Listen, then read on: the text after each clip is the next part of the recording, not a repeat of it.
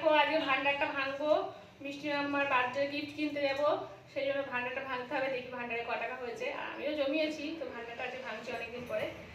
অন্যবার রথযাত্রাতে কিনি, রথযাত্রাতেই ভাঙি, তো ভান্ডারটা পড়েছিল না বলে রথযাত্রায় আর ভাঙা হয়নি। তাতে ভাঙবো। ভান্ডারে আর পয়সা রাখাই হয়নি, সেটা কিছুই হয়তো জমেনি। দেখি কত জমেছে, ভাঙছি। হ্যাঁ খাদ দাও সেই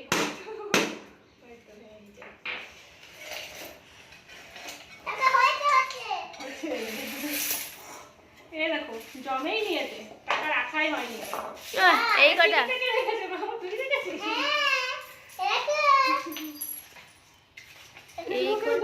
দেখো সব রেখে দিয়েছে এর মধ্যে।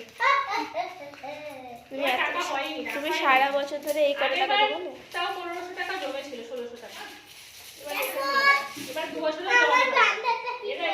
নষ্ট হয়ে যাচ্ছিল আরেকটু হলে।